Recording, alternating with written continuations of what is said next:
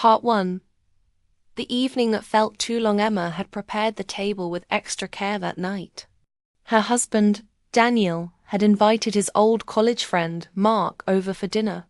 It was supposed to be casual, a friendly evening with laughter and stories. But as the night went on, Emma couldn't help but notice the way Mark's eyes lingered on her. At first, she brushed it off.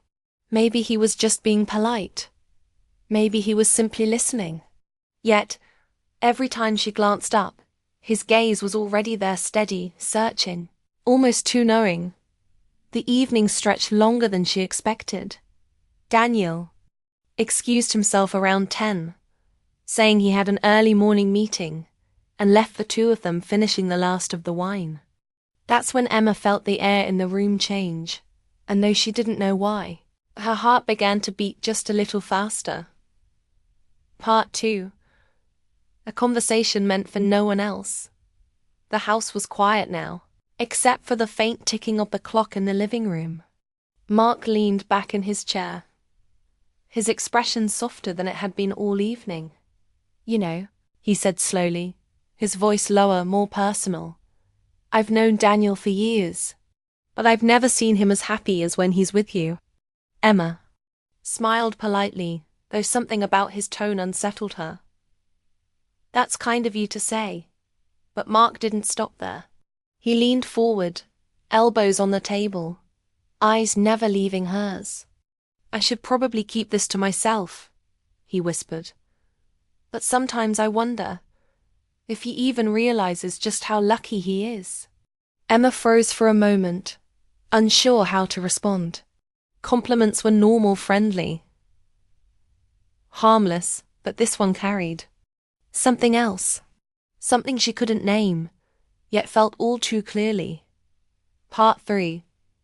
Words that shouldn't have been spoken. Emma stood and began to gather the plates, trying to brush off the strange weight of his words. But Mark followed her into the kitchen, offering to help. "You don't have to," she murmured, but he stayed anyway. For a moment they worked in silence, the quiet broken only by the sound of running water.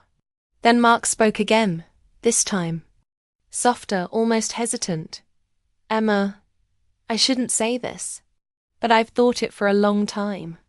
Every time I come here, every time I see you, it's there." Her hand froze on the dish she was holding.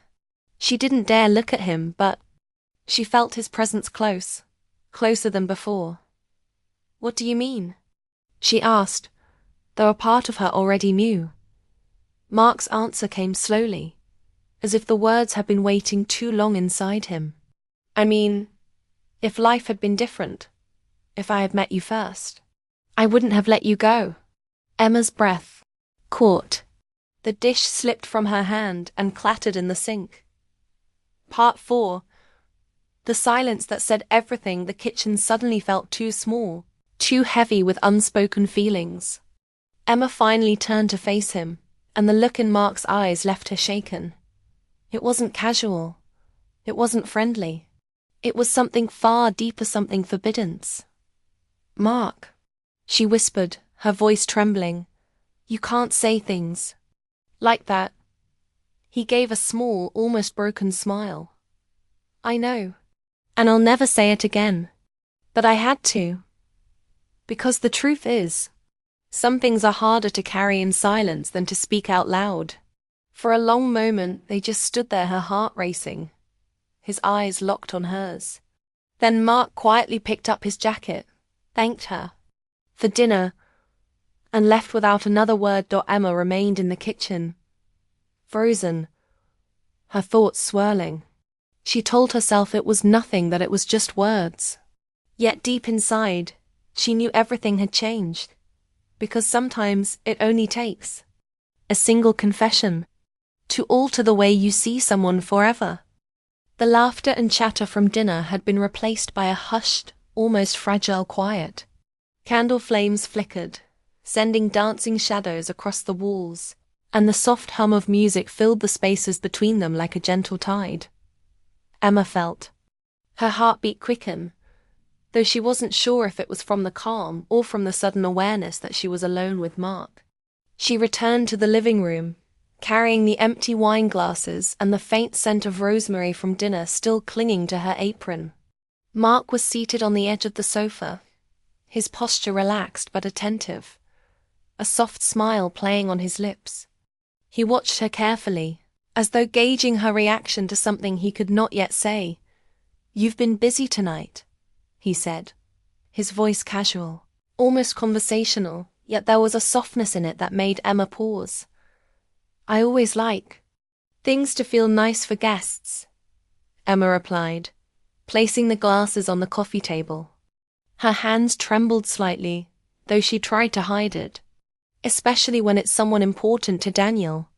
Mark tilted his head, studying her with those sharp, perceptive eyes. "I can see why he speaks so highly of you," he said, and the words carried a weight beyond simple politeness. Emma felt a strange flutter in her chest. She forced a smile, trying to remain composed. "That's kind of you," she said lightly, though her voice betrayed a hint of tension. She moved to the side, leaning slightly against the arm of the sofa, unsure whether to sit or leave space between them. Mark leaned forward, elbows resting on his knees, fingers intertwined. "Emma, I should probably keep this to myself," he murmured, pausing as if measuring every word. "But sometimes I wonder if Daniel even realizes how special you are." The words made her pause mid-breath. She hadn't expected such directness, and the intimacy in his tone made her stomach twist. "Mark, thank you," she stammered softly, uncertain how to respond. There was gratitude in her tone, but beneath it, a subtle alarm she could not name. He shook his head slightly, a small, almost apologetic smile on his lips. "No, you don't understand. I mean it. I've seen him happy. Yes, but not like this. Not with someone who truly brings him peace." His eyes flicked briefly to hers, and Emma felt herself drawn in, though she fought the pull. She wanted to change the subject, to return to safe, neutral conversation. She gestured toward the wine glasses. "Shall we pour another?" Mark's gaze didn't waver.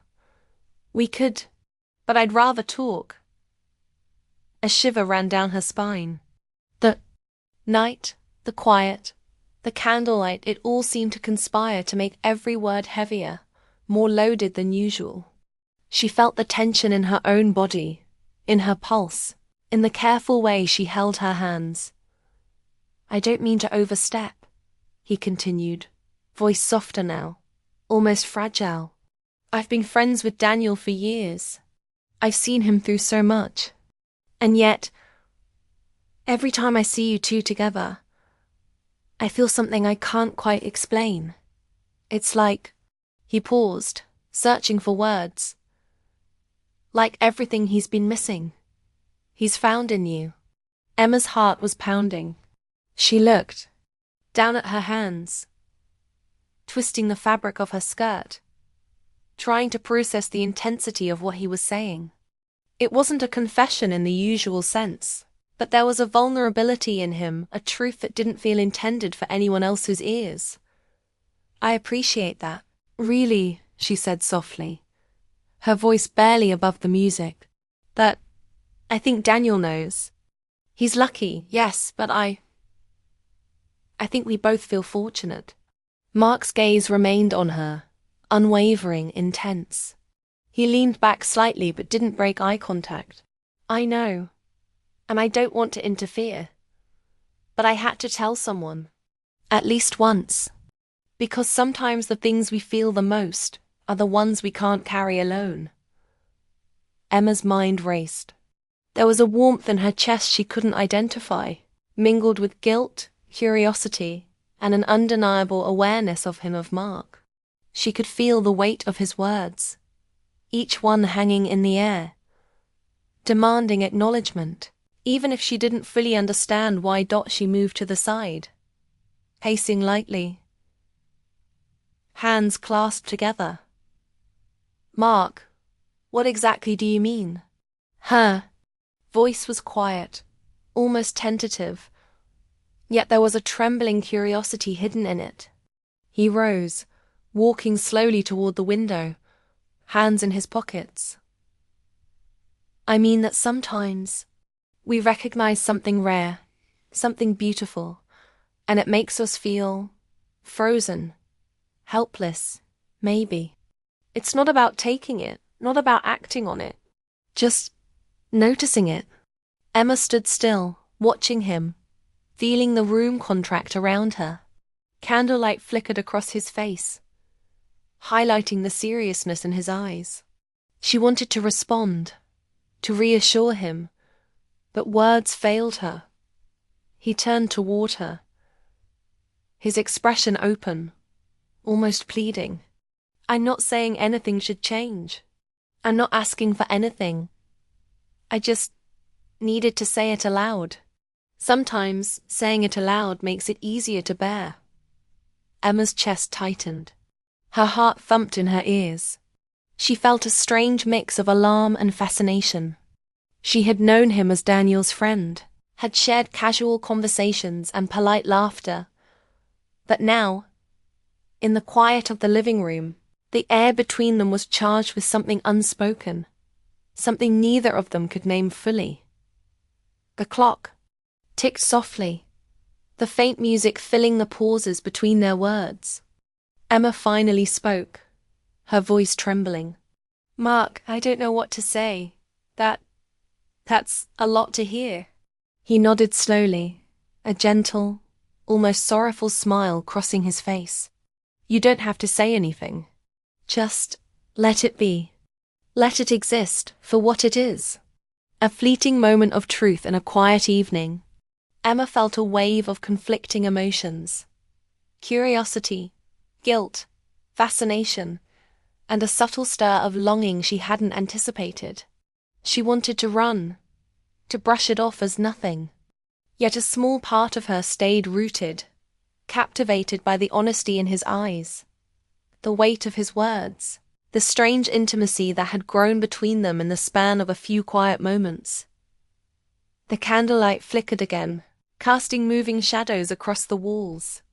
The night felt deeper, heavier, filled with the echoes of things left unsaid and truths only whispered between hearts.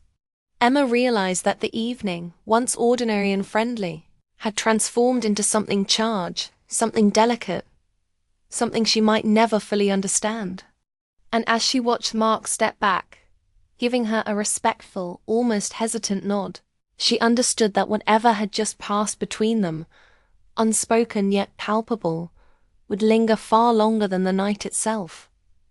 Because sometimes the things meant, for no one else, are the things that stay with you the most.